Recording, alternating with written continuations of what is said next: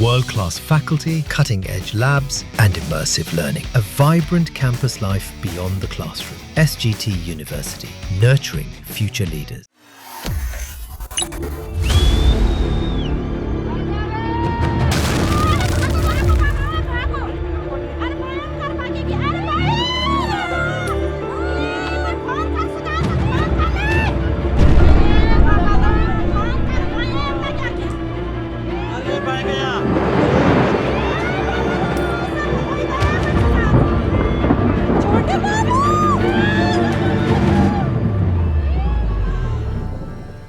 आसमान से आफत और भयंकर तबाही, जिसकी जद में आने वाले लोग किस तरह से अपनी जान बचाने की कोशिश कर रहे हैं। हर तरफ सिर्फ और सिर्फ सैलाब है जो जिंदगी को छीनने पर उतारू है, लेकिन लोगों को बचाने के लिए अब देवदूत बनकर उत्तरकाशी में उतरे हैं सेना के जवान, जो अपनी जान पर खेलकर लोगों को बचाने की कोशिश कर रहे हैं। कोई सैलाब के बीच उतरकर लापता लोगों की तलाश कर रहा है, तो कोई रस्सियों के सहारे पहाड़ों से लोगों को खींच रहा है।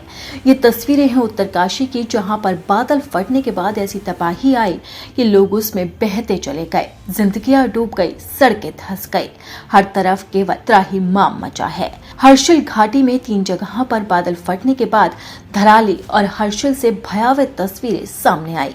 जल शक्ति मंत्रालय भारत सरकार के अनुसार उत्तरकाशी में 2.5 घंटे के अंदर 3 जगहों पर भयंकर तरीके से बादल फटने की घटनाएं सामने आई। इसके चलते धराली में भारी नुकसान हुआ। धराली के ठीक सामने मुखबा गांव से लोगों से खीर गंगा नदी में आए सैलाब मोबाइल में कैद किया। कुछ ही देर में जल प्रलय के वीडियो इंटरनेट मीडिया पर तेजी से वायरल होने लगे। सैलाब की दिल दहलाने वाली कई वीडियो सामने आई। वीडियो में साफ तौर पर देखा जा सकता है कि कुछ ही पलों के अंदर पूरा इलाका मलबे में ढेर हो गया। इतनी तेजी से ये सैलाब आ गया कि सब कुछ इसमें बहता चला गया। एकदम से बादल फटा और उसके बाद आई विनाशकारी बाढ़, जिसने लोगों को अपनी जद में ले लिया। जो भी इसके सामने आया वही डूबता चला गया। इस इलाके के अंदर कई घर भी मलबे में धंस गए हैं और कई घर तो उखड़कर पानी के साथ बहते चले गए। आपदा की सूचना पर एनडीआरएफ, एसडीआरएफ, सेना, पुलिस, राजस्व, आपदा प्रबंधन टीमों ने राहत और बचाव कार्य शुरू कर दिया। सेना के जवान लगातार लोगों को बचाने की कोशिश कर रहे हैं। आप इन तस्वीरों में देख सकते हैं कि किस तरह से सेना के जवान लोगों का इलाज कर रहे हैं और उन्हें मलबे से निकालने की पूरी तरह से कोशिश की जा रही है। वहीं हर्षिल और गंगा नानी के पास सुक्की टाप और आर्मी कैंप हर्षिल में भी आपदा जैसे हालात उत्पन्न हो गए। जल शक्ति मंत्रालय की ओर से जारी रिपोर्ट के अनुसार बादल फटने की पहली घटना दोपहर 1 बजे हुई।